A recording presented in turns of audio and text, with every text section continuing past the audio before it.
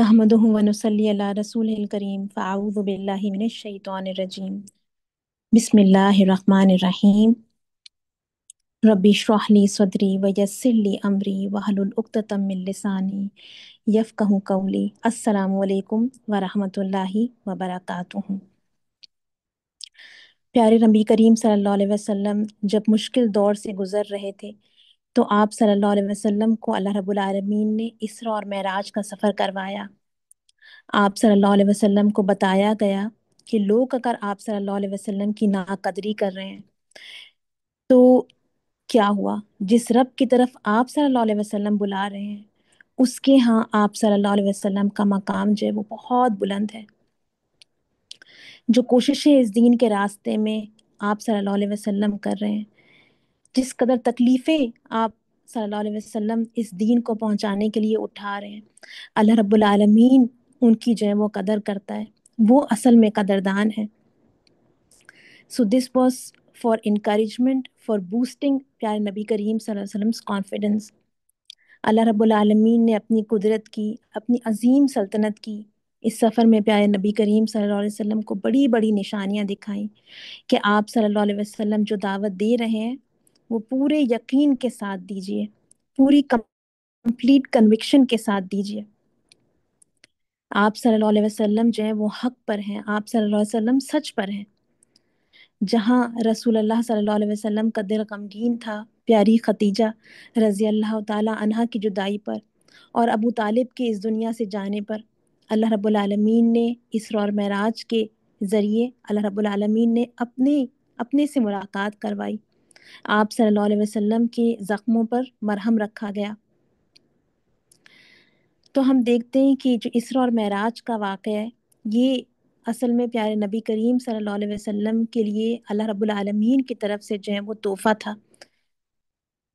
इसी तरह हम देखते हैं कि जिस तरह प्यारे नबी करीम सल्लल्लाहु अलैहि वसल्लम यानी इस सफ़र से पहले एक बहुत ही टफ टाइम से गुज़र रहे थे, उम्मत भी जो है, जो मुसलमान थे उस वक्त मक्का में, वो भी एक बहुत ही मुश्किल दौर से गुज़र रहे थे। मुसलमानों की एक बड़ी तादाद थी जो ज़ुल्म सितम से तंग आकर हबशा जो है वो हिजरत कर चुकी थी, और जो बकिया मुसलमान थे उनको कहीं से उम्मीद की कोई किरण नज़र ना आती थी कि ये जुल्म सितम जो है इसका दौर कब ख़त्म होगा और कैसे ख़त्म होगा, ये निज़ाम कैसे बदलेगा, हक का गलबा कैसे होगा। तो हम देखते हैं कि अल्लाह रब्बी ने इस सफ़र में उम्मत के लिए 3 तोहफे भिजवाए। वो 3 तोहफे क्या हैं? सबसे पहले हम देखते हैं कि पहला तोहफा क्या मिला प्यारे नबी करीम सल्लल्लाहु अलैहि वसल्लम को इस सफ़र में। उम्मत मोहम्मद सल्लल्लाहु अलैहि वसल्लम पर इनिशियली 50 नमाजें और फिर अल्लाह रब्बुल आलमीन ने तखफीफ कर कर उनको 5 कर दिया। ये जो नमाजों का तोहफा अल्लाह रब्बुल आलमीन ने इस उम्मत को दिया, ये कितना खूबसूरत तोहफा है कि हमें दुनिया की जो टाइम और स्पेस की जो कैद है उससे आज़ाद कर कर अपने रब से जो है वो हमारी मुलाकात करवाता है, जो सोर्स है तमाम कुव्वत का। तो जब हम तकलीफ से गुजर रहे हो, जब हम मुश्किल दौर से गुजर रहे हो, जब हम कमज़ोरी महसूस कर रहे हो, जब हमें हर तरफ अंधेरा नज़र आ रहा हो, तो ये वो नमाज है जो हमें कुव्वत देती है, अल्लाह से ताल्लुक़ है जो हमें मजबूत करता है, जो हमें साबित कदमी देता है। फिर हम देखते हैं कि दूसरा तोहफा इस मौके पर क्या दिया गया, वो सूरह बकरा की आखिरी आयतें हैं जिनमें इस्लाम के अकायद को जो है वो दोबारा जो है वो दोहराया गया है, जिसमें ये खुशखबरी दी गई है कि मुसीबत का दौर जो है वो जल्द ख़त्म होने वाला है, जिसकी आखिर के अंदर जो है वो अल्लाह रब्बुल आलमीन ने खूबसूरत दुआ जो है वो हमें बतौर जो है वो तोहफा हमें दी है। और जब हम देखते हैं कि उस दौर में जो मुसलमान थे उनके पास रिसोर्सेज की जो है वो किल्लत थी, तादाद में वो कम थे, तो अल्लाह रब्बुल आलमीन ने दुआ के ज़रिए उनको सिखाया कि अल्लाह रब्बुल आलमीन से दुआ मांगे जिसके पास अल्टीमेट पावर है, जो कि यानी अंधेरों के अंदर भी जो है वो यानी रोशनी जो है वो पैदा कर सकता है। जब तमाम दरवाजे इंसान को बंद नजर आए तो इंसान जो है वो किसका दरवाज़ा खटखटाए? अल्लाह रब्बुल आलमीन का जो है वो दरवाज़ा खटखटाए। اور پھر تیسرا تحفہ اس موقع پر کیا دیا گیا کہ اللہ تعالیٰ نے وعدہ فرمایا آپ صلی اللہ علیہ وسلم کی امت کے حوالے سے کہ وہ لوگ بخشے جائیں گے جو اللہ رب العالمین کے ساتھ کسی کو شریک نہیں کریں گے۔ یہ ایک بہت بڑی خوشخبری تھی، اس میں بڑی امید تھی اس وقت کے پسے ہوئے مسلمانوں کے لیے، اسپیشلی وہ لوگ جو کہ اللہ کے لیے جو ہے وہ دنیا سے ٹکرائے ہوئے تھے۔ اللہ رب العالمین نے ان کو تسلی دی کہ اگر وہ ایسا کر رہے ہیں، وہ صرف ایک اللہ کی عبادت پر جمے ہوئے ہیں، جھوٹے خداؤں کو نگیٹ کر رہے ہیں، تو وہ بڑے فائدے کا سودا کر رہے ہیں، کیونکہ اس سب کے بدلے ان کو کیا ملے گا؟ ان کو ابدی نعمتیں ملیں گی، ان کو اللہ رب العالمین کا تحفہ اور انعام جنت ملے گی۔ یہ جو تحفے اسراء اور معراج کے موقع کے اوپر پیارے نبی کریم صلی اللہ علیہ وسلم کو دیے گئے امت کے لیے،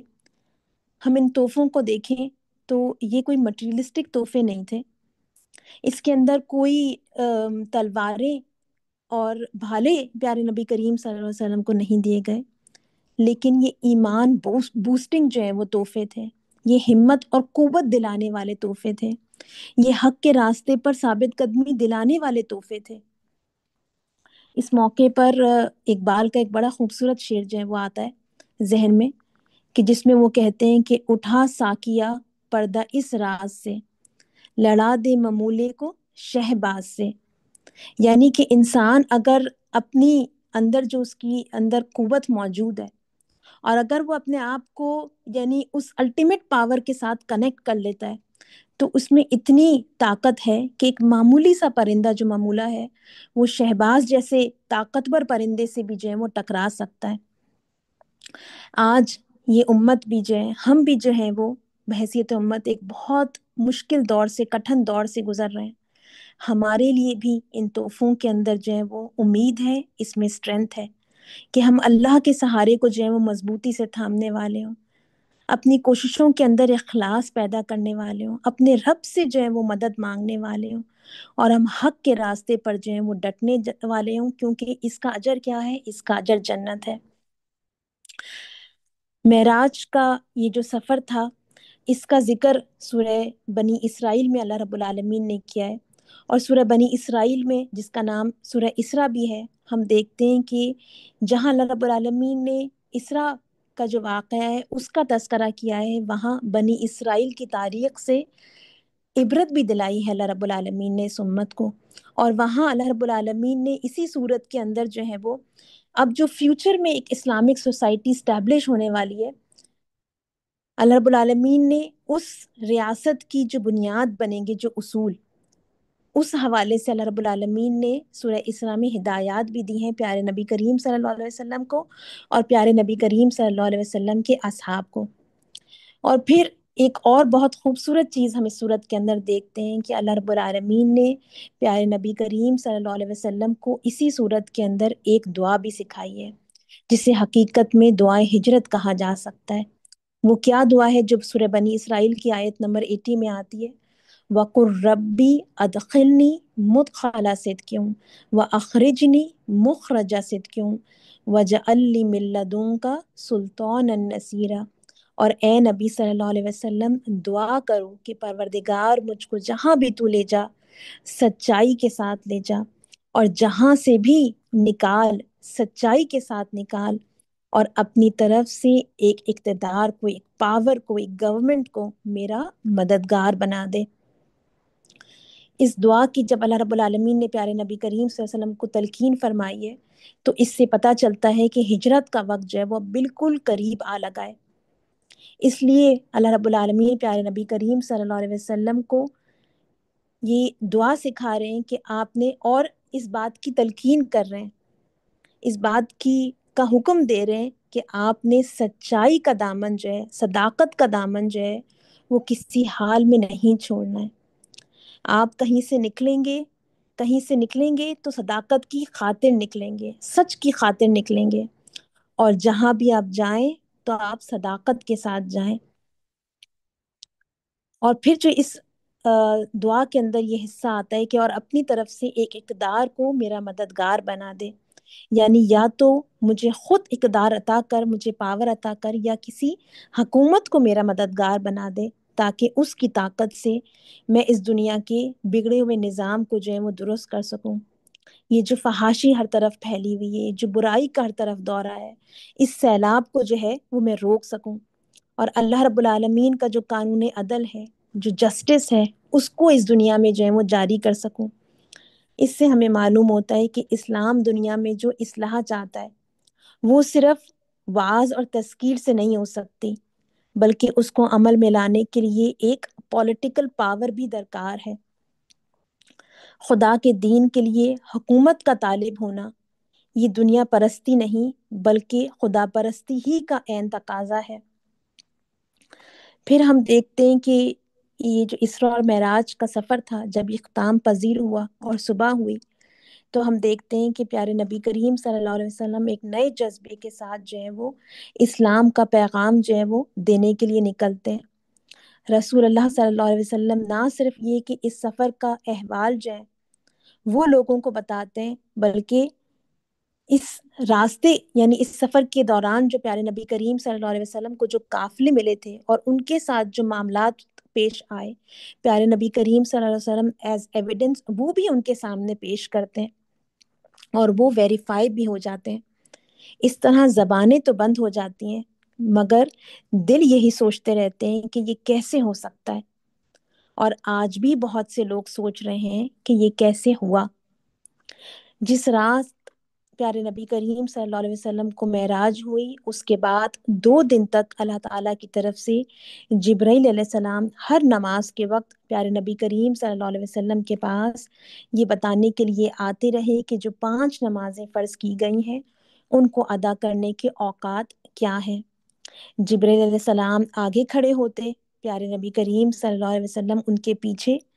اور صحابہ کرام جو ہیں وہ پیارے نبی کریم صلی اللہ علیہ وسلم کے پیچھے کھڑے ہوتے۔ جبریل علیہ السلام نے ہر نماز رسول اللہ صلی اللہ علیہ وسلم کو اپنی امامت میں پہلے دن اول وقت پڑھائی اور دوسرے دن آخر وقت،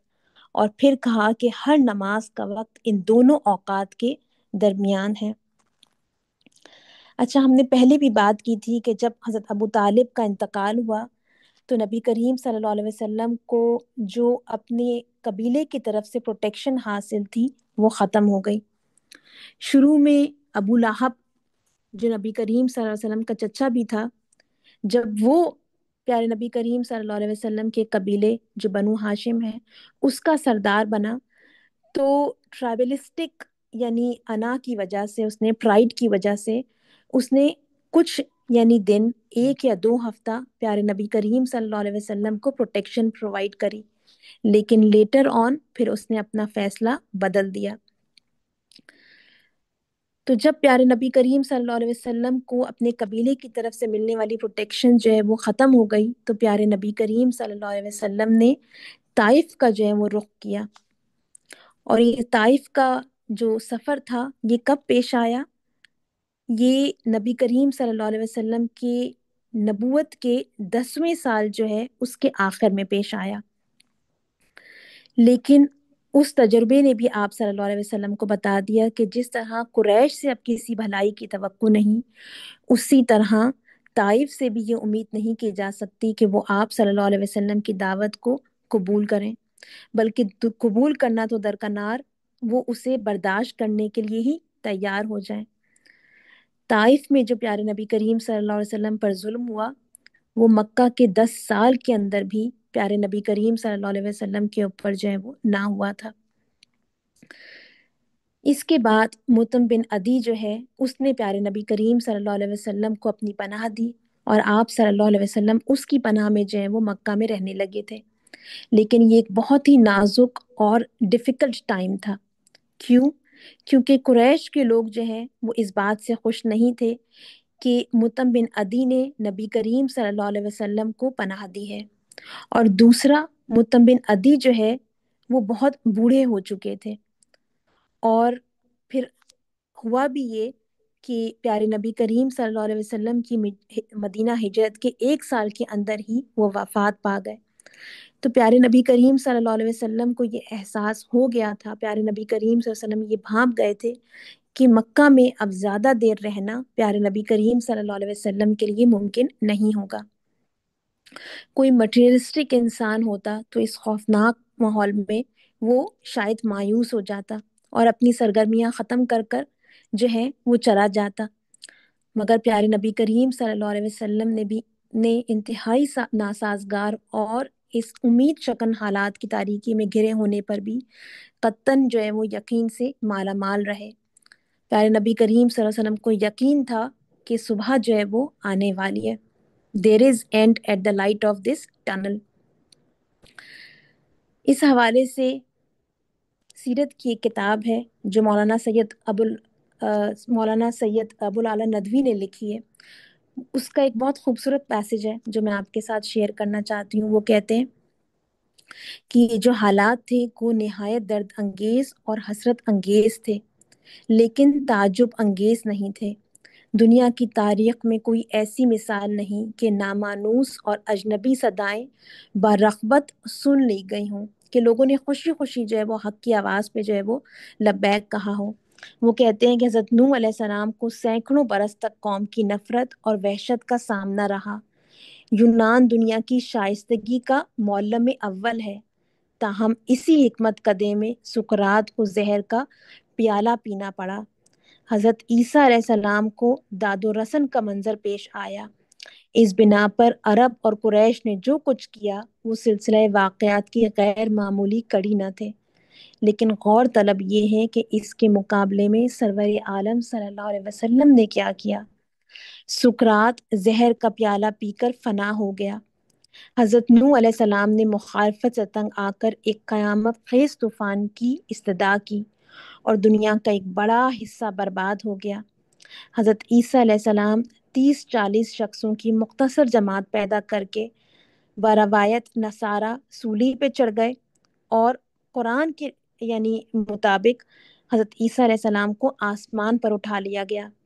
لیکن سرور کائنات صلی اللہ علیہ وسلم کا فرض ان سب سے بالاتر تھا، ذمہ داری سب سے جو ہے وہ ڈیفرنٹ تھی۔ حضرت خباب رضی اللہ تعالی عنہ ابن الارت نے جب قریش کی تکلیفوں سے تنگ آ کر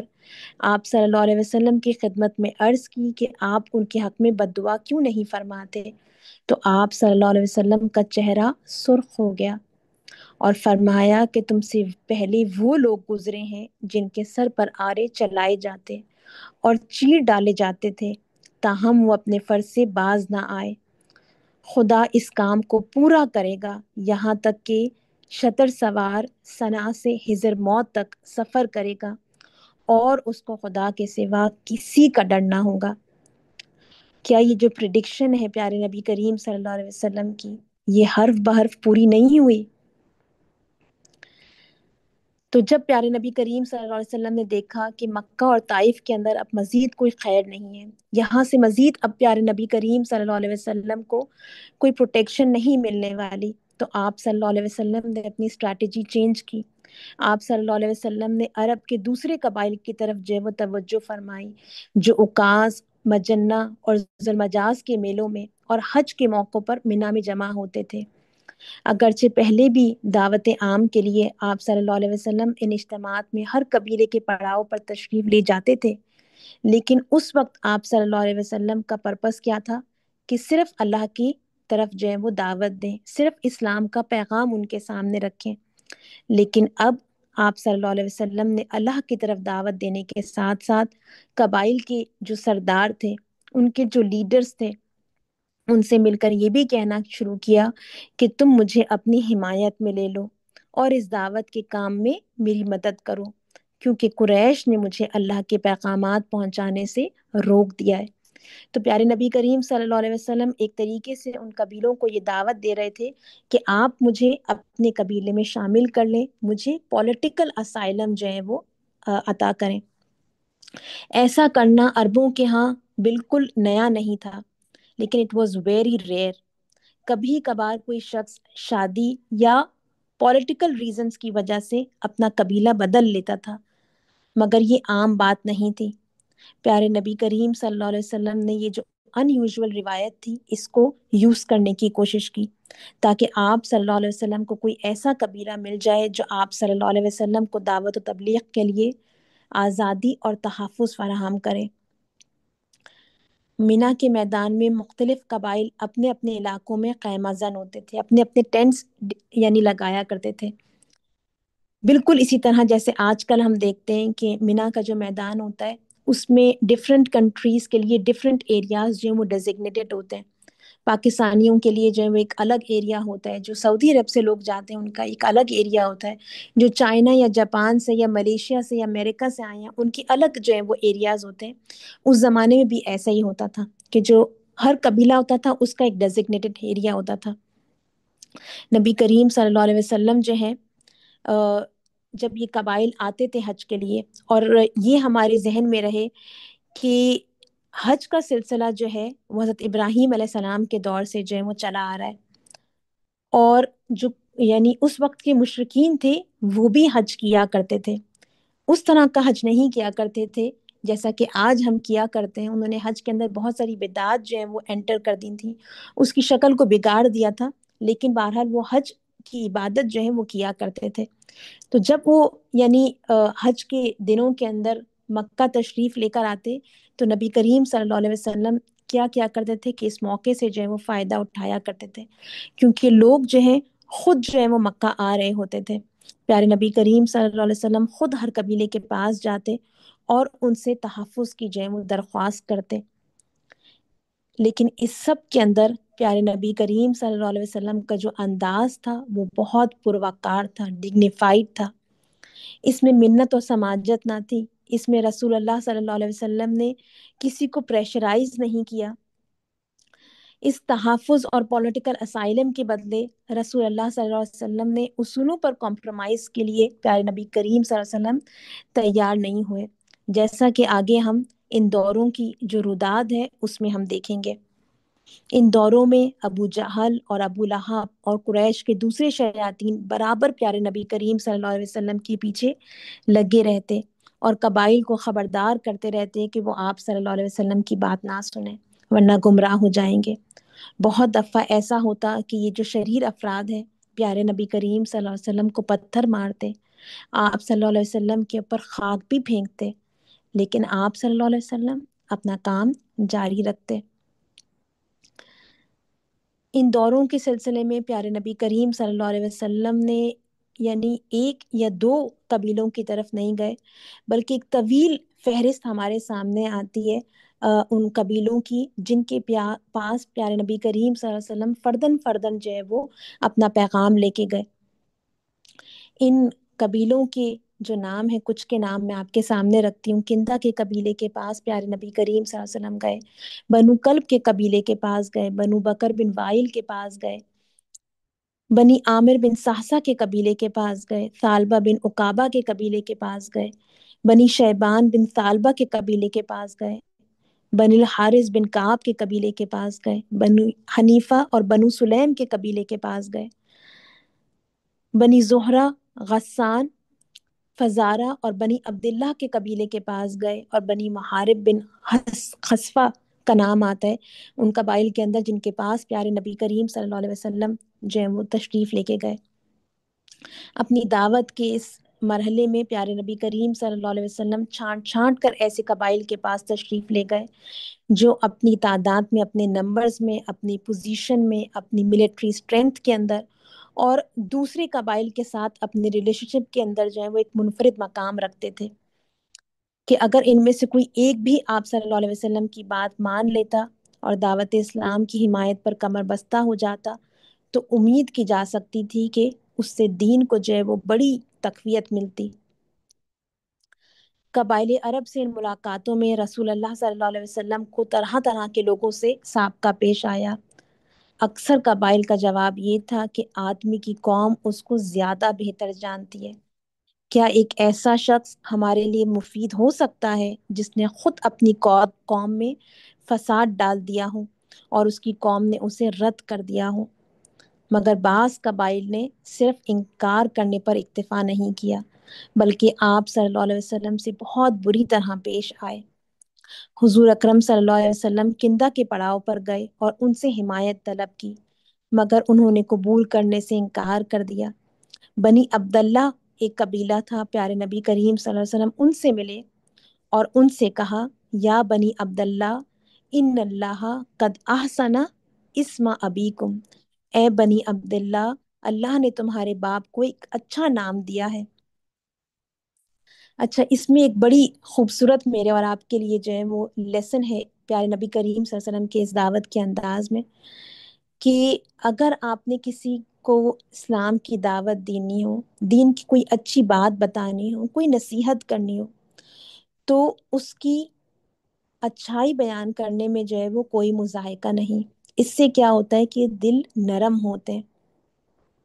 اس تعریف میں ایگزیجریشن نہیں ہونی چاہیے، اس میں چاپلوسی کا سا انداز نہیں ہونا چاہیے،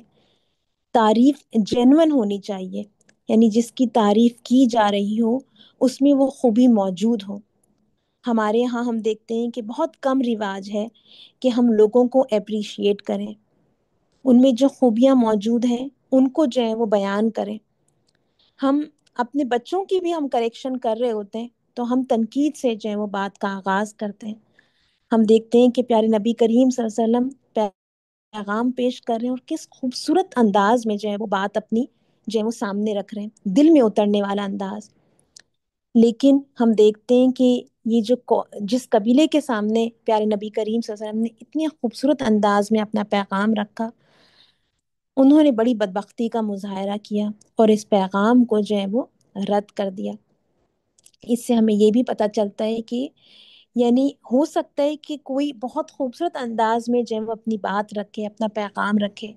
لیکن ہو سکتا ہے کہ آپ کو جو آپ نتائج چاہ رہے ہیں، آپ کو آپ کے مطلوبہ نتائج جو ہیں وہ نہ ملیں۔ پیارے نبی کریم صلی اللہ علیہ وسلم بنی حنیفہ جو ہے اس قبیلے کے پاس بھی تشریف لے گئے، لیکن ان کا جو جواب تھا وہ دوسرے سب قبائل سے زیادہ جو ہے وہ بدتر تھا۔ اچھا، اس عام برتاؤ کے علاوہ کچھ قبائل ایسے بھی تھے جن سے پیارے نبی کریم صلی اللہ علیہ وسلم کی جو ملاقاتیں تھیں ان کا بڑا دلچسپ احوال جو ہے وہ ہمیں محدثین اور جو ہسٹورینز ہیں انہوں نے ہم تک پہنچایا ہے۔ بنی بکر بن وائل سے پیارے نبی کریم صلی اللہ علیہ وسلم کی جو ملاقات ہوئی اس کا احوال ہمیں کچھ ملتا ہے، ہم اس کو دیکھتے ہیں۔ پیارے نبی کریم صلی اللہ علیہ وسلم بنی بکر بن وائل کے پاس تشریف لے گئے اور ان سے باتیں کرتے ہوئے دریافت فرمایا کہ تمہاری جنگی طاقت کا کیا حال ہے؟ انہوں نے کہا، ہم ایران کے مقابلے کی طاقت نہیں رکھتے اور نہ اس کے مقابلے میں کسی کی حفاظت کر سکتے ہیں۔ پیارے نبی کریم صلی اللہ علیہ وسلم نے فرمایا، ایک وقت آئے گا جب تم ان کی منزلوں میں اترو گے، ان کی عورتوں سے نکاح کرو گے، ان کے بچوں کو غلام بناؤ گے۔ اچھا، یہ جو پیارے نبی کریم صلی اللہ علیہ وسلم نے گفتگو کی، اس میں میرے اور آپ کے لیے بڑا لیسن ہے کہ ایک لیڈر جو ہوتا ہے وہ صرف یعنی لوگوں کو انوائٹ نہیں کرتا، وہ صرف اس کی نگاہ جو ہے، جو کرنٹ سرکمسٹانسز ہوتے ہیں، جو حالات ہوتے ہیں، صرف اس کی نگاہ ان پر نہیں ہوتی ہے، بلکہ کیا ہوتا ہے کہ اس کی نگاہ جو ہے وہ انجام پر بھی ہوتی ہے۔ وہ بڑا یعنی اس کا ویژن جو ہے وہ بہت دور تک وہ جو ہے وہ دیکھ رہا ہوتا ہے۔ تو ہم دیکھتے ہیں کہ یعنی جہاں یعنی نبی کریم صلی اللہ علیہ وسلم کا جو پیغام تھا اس میں یعنی اخروی جو یعنی فلاح ہے اس کے یعنی ایک میسج پیارے نبی کریم صلی اللہ علیہ وسلم کی دعوت میں ہوتا تھا، وہاں دنیا میں جو اس کے نتائج برپا ہونے والے تھے اور اسلام کے اندر جو اسٹرینتھ تھی، پیارے نبی کریم صلی اللہ علیہ وسلم لوگوں کو جب دعوت دیتے تھے تو اس کی بھی پیارے نبی کریم صلی اللہ علیہ وسلم جو ہے وہ خوشخبری دیتے تھے۔ اچھا، پیارے نبی کریم صلی اللہ علیہ وسلم نے یہ گفتگو فرمائی اور آپ صلی اللہ علیہ وسلم واپس تشریف لے گئے اور ابو لہب وہاں پہنچ گیا۔ اس نے ان لوگوں سے کہا، یہ شخص ہمارے ہاں بڑی شان رکھتا تھا مگر اب اس کا دماغ چل گیا ہے۔ جو قبیلے والے تھے انہوں نے جواب دیا، جب اس نے ایرانیوں کا ذکر کیا تو ہم نے بھی یہی سمجھا تھا۔ اس سے اندازہ ہوتا ہے کہ اس وقت کوئی عرب یہ تصور تک نہیں کر سکتا تھا کہ کبھی ایران جیسی عظیم سلطنت پر عربوں کو ایسی فتح نصیب ہو سکتی ہے۔ ایسی بات ان لوگوں کے نزدیک صرف ایک دیوانہ ہی کر سکتا تھا۔ ایک اور قبیلہ جس کے ساتھ جو معاملہ ہوا وہ بڑا انٹرسٹنگ ہے، وہ بنی عامر بن صحصح کا قبیلہ ہے۔ پیارے نبی کریم صلی اللہ علیہ وسلم بنی عامر بن صحصح کے پڑاؤ پر تشریف لے گئے اور ان کے سامنے اپنی بات پیش کی۔ ان میں سے ایک شخص بحیرہ بن فراس نے کہا، خدا کی قسم اگر قریش کے اس جوان کو میں اپنے ساتھ لے لوں تو اس کے ذریعے سے تمام عرب کو کھا جاؤں گا۔ پھر اس نے حضور اکرم صلی اللہ علیہ وسلم سے کہا، اگر ہم آپ صلی اللہ علیہ وسلم کے کام میں آپ صلی اللہ علیہ وسلم کا ساتھ دیں اور اللہ آپ صلی اللہ علیہ وسلم کو مخالفین پر غالب کر دے تو کیا آپ صلی اللہ علیہ وسلم کے بعد حکومت ہماری ہوگی؟ اچھا، ہم دیکھتے ہیں کہ یہ جو شخص تھا یہ بڑا ہی سمارٹ تھا اور اس نے دیکھ لیا کہ اسلام جو ہے وہ ایک دن غالب آئے گا۔ اسلام کی جو اندر سٹرینتھ ہے وہ اس نے جو ہے وہ بھانپ لی، اور ہم دیکھتے ہیں کہ ہی از تھنکنگ پولیٹیکلی۔ وہ اس کی جو یعنی فوکس ہے وہ اسلام کے عقائد کے اوپر نہیں ہے، بلکہ اس کا فوکس کیا ہے؟ اسلام کے اندر جو پولیٹیکل پاور چھپی ہوئی ہے اس کا فوکس جو ہے وہ اس کے اوپر ہے۔ تو ہم دیکھتے ہیں کہ پیارے نبی کریم صلی اللہ علیہ وسلم جو ہے وہ ایک بڑا ہی شاندار اس کو جواب دیتے ہیں۔ پیارے نبی کریم صلی اللہ علیہ وسلم فرماتے ہیں، یہ معاملہ تو اللہ کے ہاتھ ہے، وہ جسے چاہے گا حکومت عطا کر دے گا۔ بڑا ہی زبردست رسپانس ہے جو پیارے نبی کریم صلی اللہ علیہ وسلم اس موقع پر دیتے ہیں۔ ایک چیز ہم یہ دیکھتے ہیں کہ پیارے نبی کریم صلی اللہ علیہ وسلم اس موقع پر اپنی جو حیثیت ہے وہ واضح کر دیتے ہیں کہ I am just a messenger of Allah سبحانہ و تعالیٰ، ہے نا۔ سارے معاملات کا اختیار کس کے پاس ہے؟ وہ اللہ رب العالمین کے پاس ہے۔ پھر دوسری اس رسپانس کی ہم خوبصورتی یہ دیکھتے ہیں کہ پیارے نبی کریم صلی اللہ علیہ وسلم نے اس موقع پر نہ ہاں کہا نہ ناک کیا۔ پیارے نبی کریم صلی اللہ علیہ وسلم نے یہ دیکھ لیا کہ یہ شخص جو ہے وہ پولیٹیکل پاور کے پیچھے ہے نا، یہ اسلام کے جو میسج ہے یہ اس میں انٹرسٹڈ نہیں ہے، یہ ایمان کی جو سچائی ہے یہ اس کے پیچھے جو ہے وہ اسلام کو قبول کرنے کے لیے تیار نہیں ہے، مجھے جو ہے وہ پروٹیکشن دینے کے لیے تیار نہیں ہے۔ رسول اللہ صلی اللہ علیہ وسلم کو صرف پولیٹیکل اسائلم اور غلبہ نہیں چاہیے تھا، بلکہ ایسے افراد چاہیے تھے جن کی بنیاد پر ایک اسلامک سوسائٹی کی جو ہے وہ بنیاد جو ہے وہ رکھی جا سکے۔ اچھا، جب پیارے نبی کریم صلی اللہ علیہ وسلم نے اس کو یہ جواب دیا کہ یہ معاملہ تو اللہ کے ہاتھ میں ہے، وہ جسے چاہے گا حکومت عطا کرے گا، تو اس پر وہ آدمی بولا، تو کیا ہم آپ صلی اللہ علیہ وسلم کی خاطر اپنے حلق عربوں کا نشانہ بننے کے لیے پیش کر دیں، اور جب اللہ آپ کو غلبہ عطا کرے تو اقتدار ہماری جگہ دوسروں کو ملے؟ جائیے، ہمیں آپ کی کوئی ضرورت نہیں۔ تو اس کے نزدیک سارا جو اس کا انٹرسٹ تھا اس دعوت میں وہ کیا تھا؟ وہ پولیٹیکل پاور تھا۔ اور جب پیارے نبی کریم صلی اللہ علیہ وسلم نے اس کے حوالے سے اس کو جو ہے وہ یعنی کلیئر کر دیا کہ پیارے نبی کریم صلی اللہ علیہ وسلم کے اختیار میں نہیں ہے کہ پیارے نبی کریم صلی اللہ علیہ وسلم کے پاس یہ پاور کس کے پاس جائے، تو وہ جو ہے وہ پیچھے ہٹ گیا۔ اچھا، اس موقع پر ہم نبی کریم صلی اللہ علیہ وسلم کی فرمنس دیکھتے ہیں، ان کی سنسیریٹی اور وزڈم دیکھتے ہیں کہ یہ جو قبیلہ تھا اس کے بارے میں آتا ہے کہ یہ ایک بہت ہی پاورفل قبیلہ تھا، اور ہم دیکھتے ہیں، ہم نے یہ بات دیکھی کہ پیارے نبی کریم صلی اللہ علیہ وسلم کو ڈیسپریٹلی اس وقت جو ہے وہ پولیٹیکل اسائلم کی ضرورت تھی، تحفظ کی ضرورت تھی، پیارے نبی کریم صلی اللہ علیہ وسلم کی جان کو خطرہ تھا، لیکن پیارے نبی کریم صلی اللہ علیہ وسلم نے اصولوں کے اوپر جو ہے وہ اس موقع پر کمپرومائز نہیں کیا۔ حج سے فارغ ہو کر جب یہ قبیلہ جو ہے وہ اپنے وطن واپس گیا تو اس قبیلے کے لوگوں نے اپنے ایک شیخ کو ایک جو بڑا تھا ان میں، جو بڑھاپے کی وجہ سے حج اور دوسرے میلوں میں نہیں جا سکتا تھا، اس کو سفر کے حالات سناتے ہوئے یہ بھی بتایا کہ ہمارے پاس قریش میں سے بنی عبد المطلب کا ایک جوان آیا تھا جو دعویٰ کرتا تھا کہ وہ نبی ہے، اور ہم سے کہہ رہا تھا کہ تم میری حمایت کرو اور مجھے اپنے علاقے میں لے چلو، مگر ہماری اس سے یہ بات ہوئی اور ہم نے آخرکار اسے یہ جواب دے کر واپس کر دیا۔ آتا ہے روایات کے اندر کہ یہ سن کر اس بوڑھے نے اپنا سر پکڑ لیا اور کہنے لگا، اے بنی عامر، کیا اس کی کوئی تلافی ہو سکتی ہے؟ کیا یہ گیا ہوا موقع ہاتھ آ سکتا ہے؟ اس خدا کی قسم جس کے ہاتھ میں میری جان ہے، کسی اسماعیلی نے ایسی بات جھوٹ گھڑ کر کبھی نہیں کہی ہے۔ یہ ضرور حق ہے، تمہاری عقل اس وقت کہاں چلی گئی تھی، یعنی تم نے ایک گولڈن اپرچونٹی جو ہے وہ مس کر دی۔ اس کے علاوہ ایک اور قبیلہ جس کے پاس پیارے نبی کریم صلی اللہ علیہ وسلم گئے، وہ بنی شیبان بن ثعلبہ کا قبیلہ تھا، اور اس قبیلے کے جو احوال ہیں اس کی روایات ہمیں حضرت علی رضی اللہ تعالیٰ عنہ سے ملتی ہیں۔ وہ فرماتے ہیں کہ میں ایک مرتبہ رسول اللہ صلی اللہ علیہ وسلم اور ابو بکر رضی اللہ تعالیٰ عنہ کے ساتھ مینا میں قبائل کے دورے پر گیا۔ اچھا، یہ بڑی انٹرسٹنگ روایت ہے کہ اسکالرز اس کے اوپر کامنٹ کرتے ہیں کہ ابو بکر صدیق رضی اللہ تعالیٰ عنہ، ہم سب جانتے ہیں کہ پیارے نبی کریم صلی اللہ علیہ وسلم کے بہت قریب تھے، اور اسکالرز کامنٹ کرتے ہیں کہ پیارے نبی کریم صلی اللہ علیہ وسلم جب قبائل کے دوروں پر جاتے تھے تو ابو بکر صدیق رضی اللہ تعالیٰ عنہ کو اس لیے بھی اپنے ساتھ رکھتے تھے کہ ابو بکر صدیق رضی اللہ تعالیٰ عنہ جو ہیں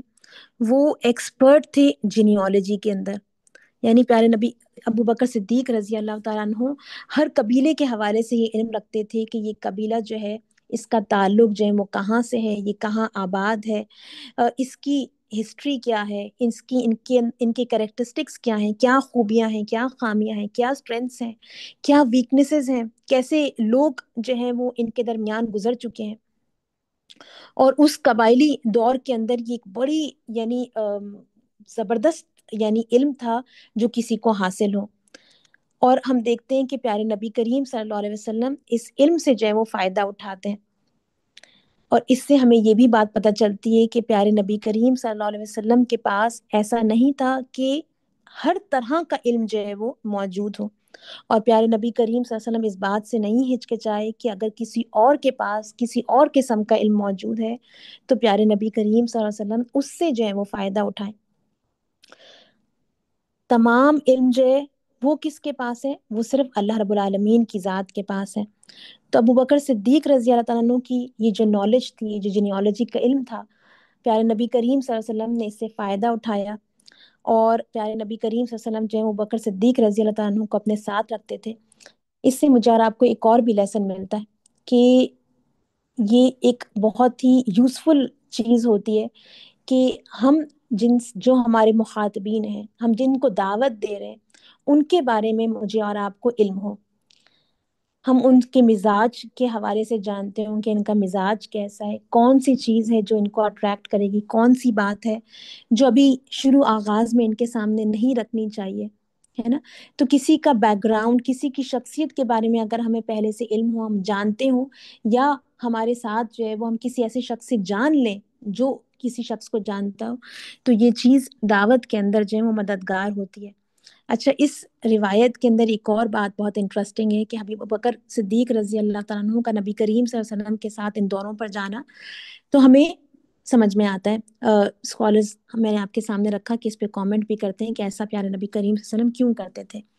لیکن یہ روایت ہمارے پاس کس سے پہنچی ہے؟ حضرت علی رضی اللہ تعالیٰ عنہ سے جو ہے وہ ہم تک پہنچی ہے۔ تو اس موقع پر علی رضی اللہ تعالیٰ عنہ کا پیارے نبی کریم صلی اللہ علیہ وسلم کی ٹیم میں شامل ہونا اور ان دوروں پر جانا، یہ بڑا انٹرسٹنگ فیکٹ ہے کہ ہم دیکھتے ہیں کہ جو لیڈرز ہوتے ہیں،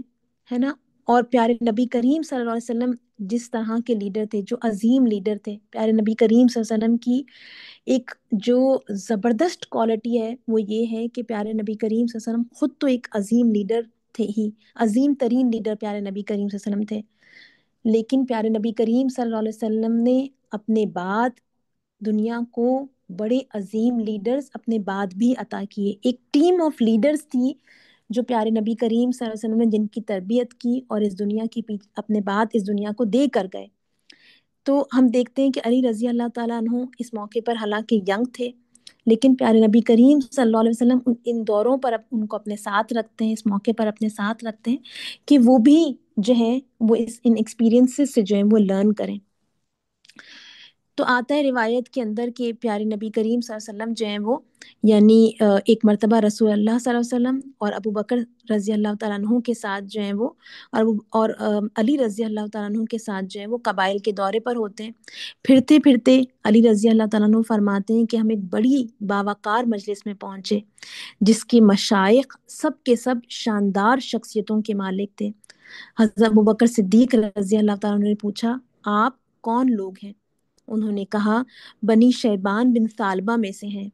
حضرت ابوبکر رضی اللہ تعالیٰ عنہ نے حضور اکرم صلی اللہ علیہ وسلم سے عرض کیا میرے ماں باپ آپ صلی اللہ علیہ وسلم پر قربان ہوں۔ کتنا خوبصورت انداز ہے پیارے نبی کریم صلی اللہ علیہ وسلم کو مخاطب کرنے کا۔ پھر آتا ہے کہ انہوں نے کہا ان سے زیادہ یعنی بنی شیبان سے زیادہ معزز لوگ اور کہیں نہ ملیں گے۔ اس مجلس میں مفروق بن عمر، حانی بن قبیصہ، مسنہ بن حارثہ اور نعمان بن شریک موجود تھے۔ ان میں سے ایک شخص جس کا نام مفروق آتا ہے وہ حضرت ابوبکر صدیق رضی اللہ تعالیٰ عنہ کے قریب بیٹھا تھا۔ اس نے کہا شاید آپ لوگ قریش میں سے ہیں۔ حضرت ابوبکر صدیق رضی اللہ تعالیٰ عنہ نے فرمایا غالباً آپ لوگ سن چکے ہوں گے کہ یہاں اللہ کے رسول مبعوث ہوئے ہیں، وہ یہی ہیں۔ تو ابوبکر صدیق رضی اللہ تعالیٰ عنہ کے اس رسپانس سے پتہ چلتا ہے کہ وہ اس بات سے اویئر تھے کہ پیارے نبی کریم صلی اللہ علیہ وسلم کا پیغام جو ہے وہ مکہ کی حدود سے باہر باقی عرب میں بھی جو ہے وہ پھیل گیا ہے۔ اچھا پھر آتا ہے روایت میں کہ مفروق نے کہا ہاں ہم تک یہ بات پہنچ چکی ہے۔ پھر وہ حضور اکرم صلی اللہ علیہ وسلم کی طرف متوجہ ہوئے۔ آپ صلی اللہ علیہ وسلم نے فرمایا میں تمہیں دعوت دیتا ہوں کہ تم یہ شہادت دو کہ اللہ وحدہ لا شریک کے سوا کوئی معبود نہیں ہے، اور یہ کہ میں اللہ کا رسول ہوں، اور یہ کہ تم مجھے اپنے ہاں پناہ دو اور میری مدد کرو تاکہ میں وہ فریضہ انجام دوں جو اللہ نے میرے سپرد کیا ہے، کیونکہ قریش نے اللہ کے کام کو روکنے کے لیے ایکا کر لیا ہے، اللہ کے رسول کو جھٹلایا ہے اور حق کے بجائے باطل پر مگن ہو گئے ہیں، حالانکہ اللہ لوگوں سے بے نیاز اور اپنی ذات میں آپ محمود ہیں۔ یعنی کہ پیارے نبی کریم صلی اللہ علیہ وسلم نے کلیریفائی کر دیا کہ اللہ رب العالمین کو تمہارے ایمان لانے کی ضرورت نہیں ہے، اس کو اس سے فائدہ نہیں کوئی ہوگا، لیکن یعنی اس دنیا میں اسلام کو پھیلانے کے لیے میں اللہ کا پیغمبر ہوں، میں انسان ہوں، مجھے انسانوں کی مدد جو ہے وہ درکار ہے۔ پھر روایت میں مزید آتا ہے کہ مفروق نے عرض کیا اے قریشی بھائی آپ اور کس چیز کی دعوت دیتے ہیں، یعنی اس نے مزید جو ہے وہ اس دعوت کو جاننا چاہا، یہ پھر اس کی انٹیلیجنس جو ہے وہ اس کو شو کرتا ہے۔ آتا ہے کہ اس موقع پر پیارے نبی کریم صلی اللہ علیہ وسلم نے سورۃ الانعام کی آیت نمبر 151 سے لے کر 153 تک جو ہے وہ تلاوت فرمائی۔ مفروق نے کہا اے قریشی بھائی آپ اور کس بات کی دعوت دیتے ہیں؟ خدا کی قسم یہ اہل زمین کا کلام نہیں ہے، اگر ان کے کلام میں سے ہوتا تو ہم پہچان لیتے۔ یعنی اس قرآن کی جو سپیریورٹی ہے، یہ جو اللہ کی کلام کی جو اس میں جو خوبصورتی ہے نا، اس کو جو ہے وہ پہچان گیا۔ پھر آتا ہے کہ پیارے نبی کریم صلی اللہ علیہ وسلم نے آیت سورۃ نحل کی آیت نمبر 90 جو ہے ان اللہ یأمر بالعدل والاحسان وایتاء ذی القربی، اس آیت جو ہے اس کو جو ہے وہ تلاوت فرمایا۔ اس کے رسپانس میں مفروق نے کہا واللہ اے قریشی بھائی آپ نے بہترین اخلاقی خوبیوں اور اعمال کی بھلائیوں کی طرف دعوت دی ہے، بڑی ہی بے عقل ہے وہ قوم جس نے آپ کو جھٹلایا اور آپ کے خلاف ایکا کیا۔ اس کے بعد مفروق نے حانی بن قبیصہ کی طرف اشارہ کیا اور کہا کہ یہ ہمارے شیخ اور ہمارے ریلیجس لیڈر ہیں۔ اب جو ریلیجس لیڈر تھا حانی، اس نے کہا اے قریشی بھائی آپ کی بات میں نے سنی اور اس کی تصدیق کی، لیکن ہمارا ایک ہی سٹنگ میں اپنا دین چھوڑ کر آپ کی پیروی اختیار کر لینا جلد بازی ہوگا۔ پیچھے ہماری قوم ہے جس کے مشورے اور رائے کے بغیر ہمارا کوئی بات طے کر کے ان پر مسلط کر دینا درست نہ ہوگا۔ ہم واپس جاتے ہیں اور آپ بھی واپس جائیں، ہم بھی نتائج پر غور کریں گے اور آپ بھی دیکھیں کہ بات کہاں جا کر ٹھہرتی ہے۔ یہ کہہ کر حانی جو ہے وہ اس نے جو ہے وہ مسنہ بن حارثہ کا حضور اکرم صلی اللہ علیہ وسلم سے تعارف کروایا اور کہا یہ ہمارے شیخ یعنی بڑے اور ہمارے ملٹری کمانڈر ہیں۔ اب جو ملٹری کمانڈر تھا اس نے عرض کیا، اے قریشی بھائی، میں نے آپ کی بات سنی اور اسے بہت پسند کیا، مگر میرا جواب بھی وہی ہے جو ہانی یعنی جو ریلیجس لیڈر ہے اس نے دیا۔ ایک ہی مجلس میں ہمارا اپنے دین کو چھوڑ کر آپ کی پیروی اختیار کرنا مناسب نہیں ہے۔ ہم ایسی جگہ رہتے ہیں جہاں ہمیں دو رکاوٹوں کا سابقہ درپیش ہے، یعنی دو قوتیں ہیں جن سے ہمیں ٹکرانا پڑے گا۔ وہ کہتا ہے ایک یمامہ ہے اور دوسری سماوا۔ رسول اللہ صلی اللہ علیہ وسلم نے فرمایا یہ دونوں رکاوٹیں کیسی ہیں؟ مسنا نے کہا ایک تو پہاڑ اور زمین عرب ہے اور دوسرا ایران کا علاقہ اور کسرا کی نہریں ہیں۔ کسرا نے ہم سے عہد لیا ہے کہ نہ ہم خود معمول کے خلاف کوئی نیا کام کریں گے اور نہ کسی ایسے کام کرنے والے کو اپنے ہاں جگہ دیں گے۔ آپ جس چیز کی طرف ہمیں بلا رہے ہیں شاید وہ بادشاہوں کو گوارا نہ ہو۔ یعنی جو کنگز ہوتے ہیں وہ کیا چاہتے ہیں کہ جو وہ کہیں، جیسا وہ کہیں وہ بات جو ہے وہ مانی جائے۔ تو ان کو نظر آ رہا تھا کہ یہ جو اسلام ہے یہ کیسا مذہب ہے، یہ پورا سسٹم جو ہے وہ بدلنے والا ہے۔ تو ان کو ڈر ہوا کہ جو کسرا کا بادشاہ ہے وہ اس پیغام کو اپروو نہیں کرے گا۔ پھر انہوں نے کہا کہ جہاں تک بلاد عرب کا تعلق ہے اس میں تو ہمارا قصور مغفور اور عذر مقبول ہے۔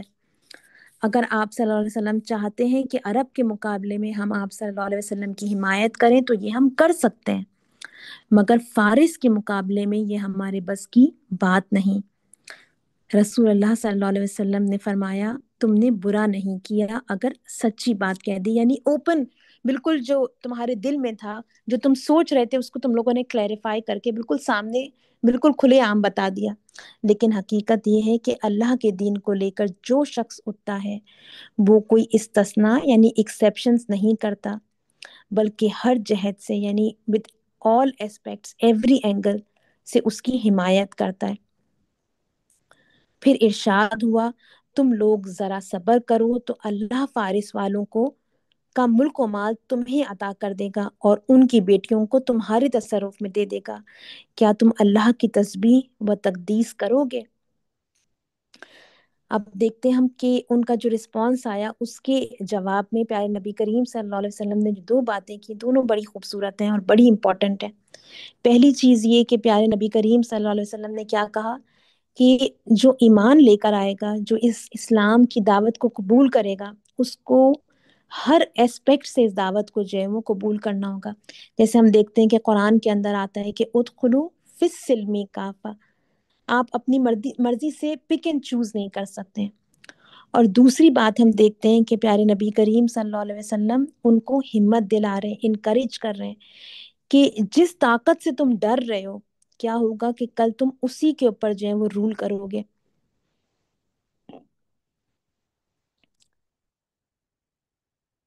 اچھا، پھر آتا ہے کہ پیارے نبی کریم صلی اللہ علیہ وسلم جو ہے نعمان بن شریک جو تھا اس نے پھر جواب میں کہا کہ اے قریشی بھائی یہ بات آپ صلی اللہ علیہ وسلم کی ہم نے مانی۔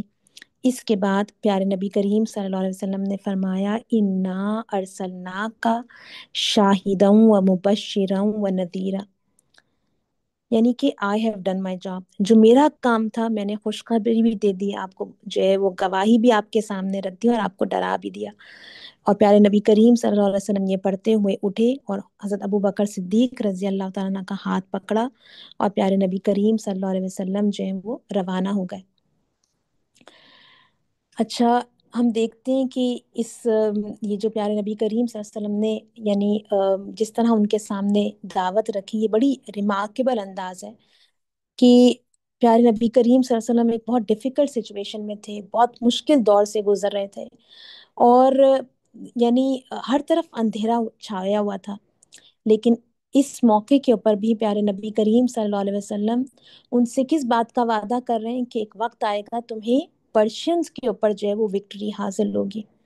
ہے نا۔ اور ہم دیکھتے ہیں کہ پیارے نبی کریم صلی اللہ علیہ وسلم کے انتقال کو 2 سال کا عرصہ بھی نہیں گزرتا ہے اور ہم دیکھتے ہیں کہ مسلمانوں کو جو ہے وہ پرشیا کے اوپر جو ہے وہ غلبہ حاصل ہوتا ہے۔ اچھا، اس کے بعد بنی ابس سے ملاقات کا ہم احوال دیکھتے ہیں۔ یہ جو قبیلہ بنی ابس تھا اس کے بارے میں آتا ہے کہ پیارے نبی اور ان کا ایک فرد جو ہے وہ ان کے یعنی پیارے نبی کریم صلی اللہ علیہ وسلم سے جو ان کی ملاقات ہوئی اس کا احوال پیش کرتا ہے۔ وہ کہتا ہے کہ رسول اللہ صلی اللہ علیہ وسلم ہماری قیام گاہوں کی طرف، یعنی ہمارے جو ٹینٹس کا جو ایریا تھا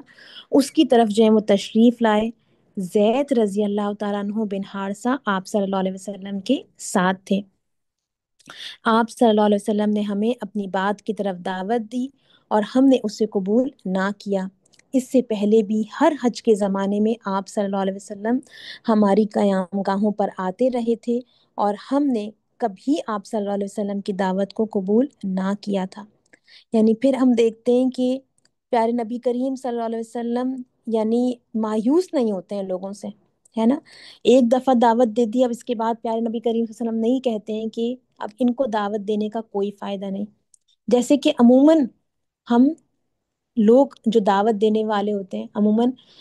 لوگوں کی اصلاح کرنے والے ہوتے ہیں، ان کے ساتھ ایسا معاملہ ہوتا ہے۔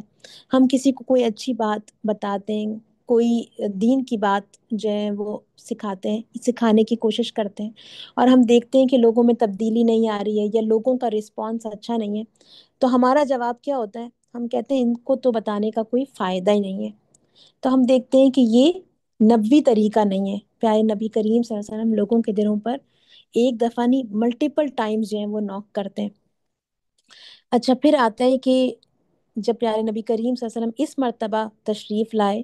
تو میسرہ بن مسروق جو ہے وہ ہمارے ساتھ تھا۔ اس نے کہا میں خدا کی قسم کھا کر کہتا ہوں کہ اگر ہم نے اس کی تصدیق کرے اور انہیں اپنے ساتھ لے جا کر اپنے علاقے کی مرکزی جگہ میں رکھیں تو یہ مناسب رائے ہوگی، کیونکہ قسم با خدا ان کا کام غالب ہو کر رہے گا اور پوری طرح کامیاب ہوگا۔ مگر قوم کے لوگوں نے کہا چھوڑو بھی، ہمیں اس کام میں نہ ڈالو جس کا بوجھ سہارنا ہمارے بس میں نہیں ہے۔ اچھا، اس حوالے سے مولانا مودودی رحمۃ اللہ علیہ کا ایک بڑا خوبصورت جو ہے وہ قول میں آپ کے سامنے رکھتی ہوں۔ وہ کہتے ہیں کہ جو دعوت کا کام ہے یہ جو ہے وہ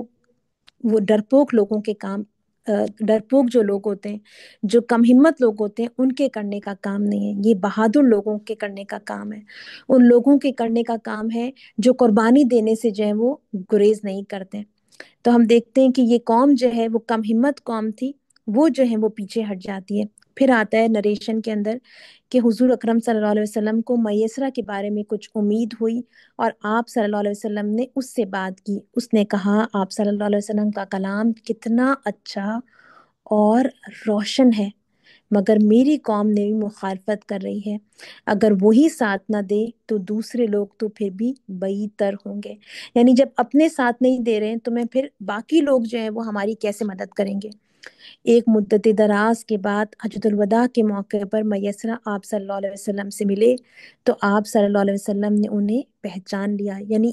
اتنے سالوں کا بیچ میں گیپ ہے، اراؤنڈ 12-13 ایئرز گزر گئے، لیکن پیارے نبی کریم صلی اللہ علیہ وسلم کی میموری کتنی شارپ ہے کہ پیارے نبی کریم صلی اللہ علیہ وسلم اس شخص کو جو ہے وہ پہچان لیتے ہیں۔